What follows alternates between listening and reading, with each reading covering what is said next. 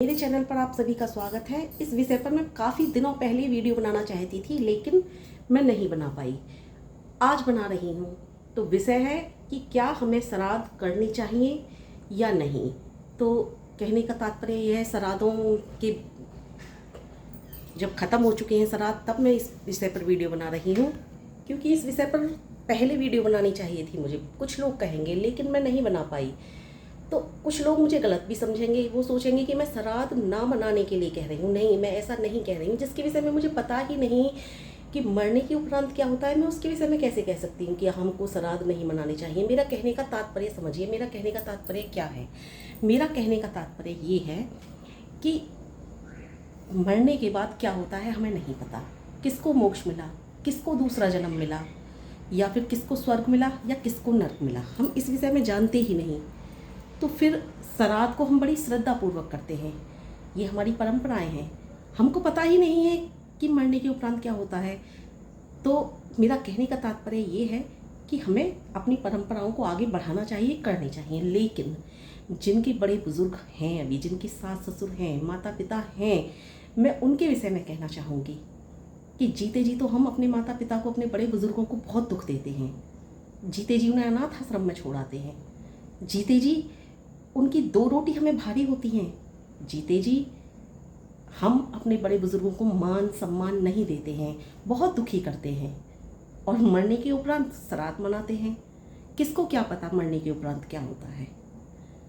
इसलिए मेरा कहने का तात्पर्य ये है, मैं अपनी परंपराओं के खिलाफ नहीं जा रही हूँ, ना ही मैं अपनी परंपराओं के खिलाफ कोई बात कह रही हूँ। मेरा कहने का तात्पर्य सिर्फ और सिर्फ इतना है कि जिनके बड़े बुजुर्ग हैं अभी इस दुनिया में, वो उनको जीते जी बहुत सेवा करें, उनको बहुत प्यार दें। और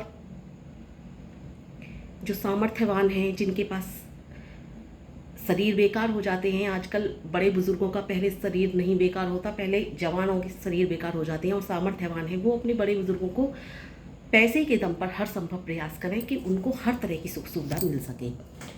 और जिनके बड़े बुजुर्ग नहीं हैं वो श्राद्ध करें। मैं श्राद्ध करने को मना नहीं कर रही हूँ, अपनी परंपराओं के खिलाफ नहीं जा रही हूँ, लेकिन मेरा कहने का तात्पर्य यही है बस कि जीते जी हमें अपने बड़े बुजुर्गों को दुख नहीं देना है। छोड़ आए हम अनाथ आश्रम में, कर रहे हैं उनसे बदतमीजी। मैंने बहुतों को देखा है, गाली गलौज करते हैं अपने माता पिता को, अपने सास ससुर को, और जब वो ख़त्म हो जाते हैं तब उनका श्राद्ध मनाते हैं। ये कैसी परंपरा है, मेरी समझ में नहीं आती।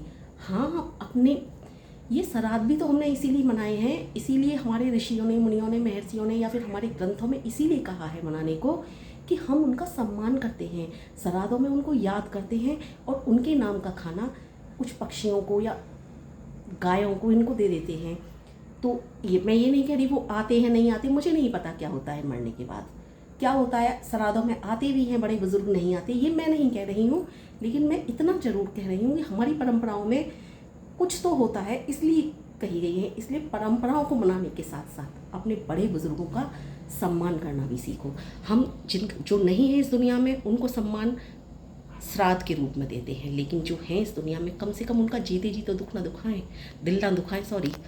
और दिल दुखा करके कल को वो इस दुनिया में नहीं रहेंगे, फिर श्राद्ध मनाएं। किसने क्या जाना कौन कौवा बन करके खाना खाने आता भी है या नहीं आता। मेरा कहने का बस तात्पर्य यही था, और मैं यही कह रही हूँ कि श्राद्ध मनाइए, लेकिन अपने बुजुर्गों को कभी भी दुख नहीं पहुँचाइए। धन्यवाद। किसी अन्य वीडियो में आऊँगी किसी अन्य टॉपिक के साथ।